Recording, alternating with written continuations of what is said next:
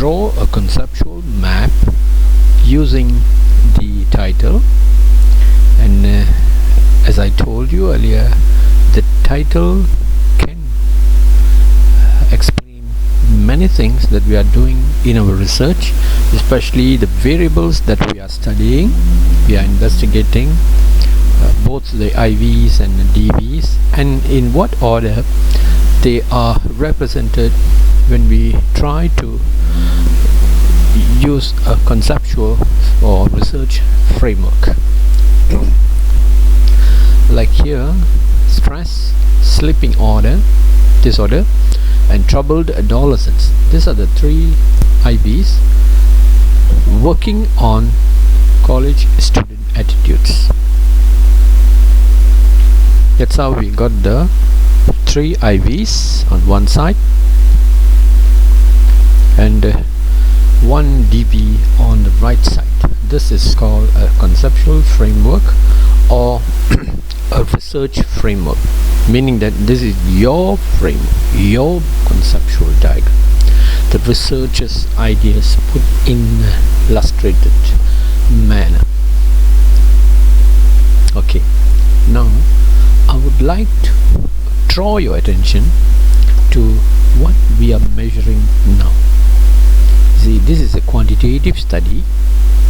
I have identified my IVs, my DVs, all in terms of variables.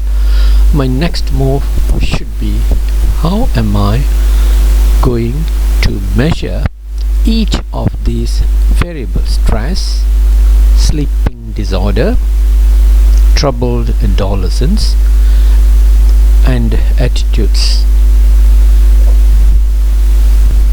When I measure these different variables, is my measure going to be in a nominal scale, ordinal scale, interval scale, or ratio scale? These basic things I should know and I should decide.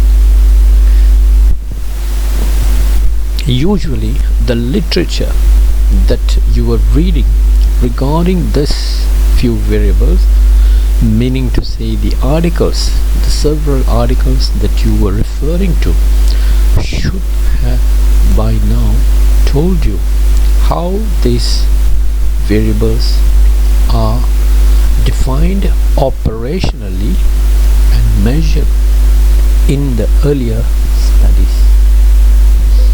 I still wanted to remind you here that a review of literature helps us in many ways, one of which is explaining the variables that we are studying by indicating how these variables were measured and how they were put into the scales, which scale they are in the earlier studies and which scale you want to put them in your study. Let's take stress for example. You may refer to some articles in the literature and you may have arrived at some sort of measurement in terms of scores.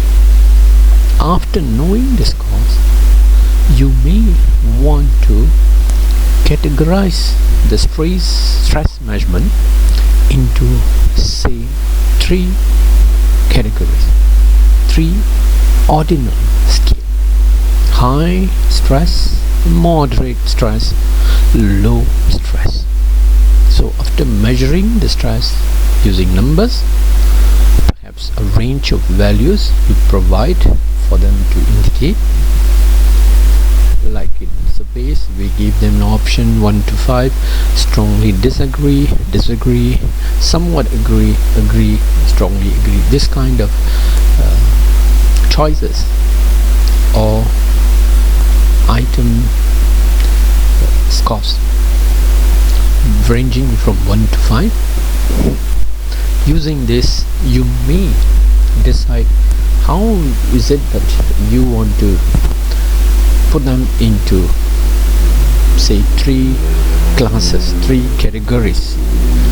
high stress, moderate stress, low stress. Similarly, you can also measure your sleeping disorder as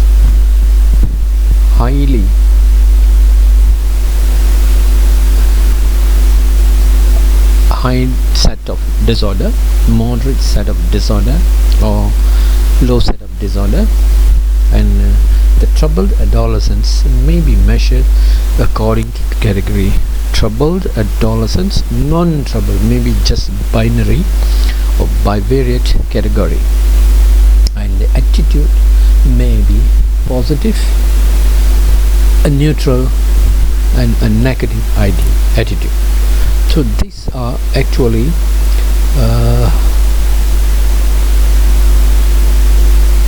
categorization of our variables. But in order for us to do this categorization much earlier to it, we have to have some measurement, some numbers from our questionnaire or from our questions items that we have posted to the sample in our study.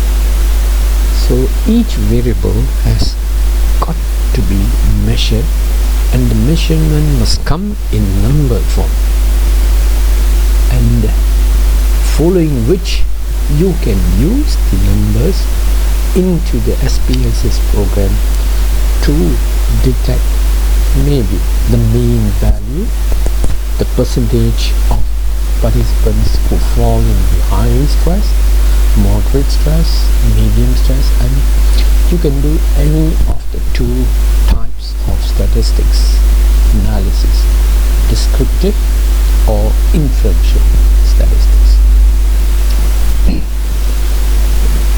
These are steps that come in later in your process of analysis, which we will see later. For the moment, I would like to stress again and again that the variables have to be identified.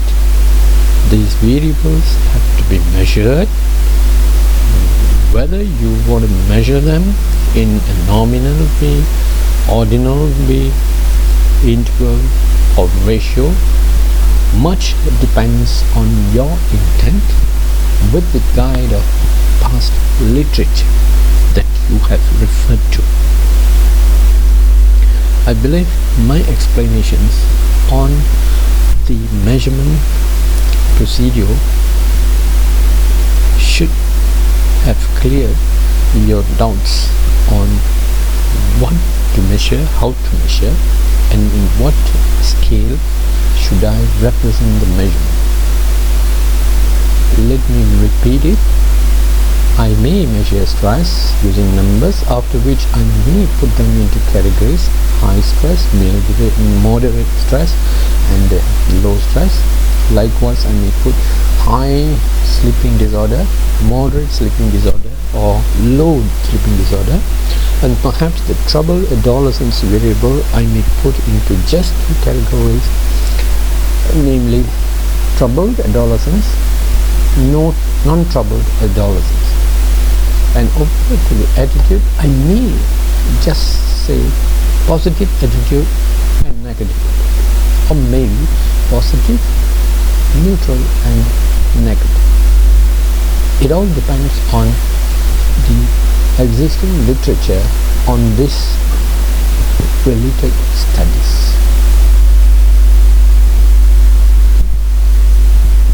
I shall continue in the next video.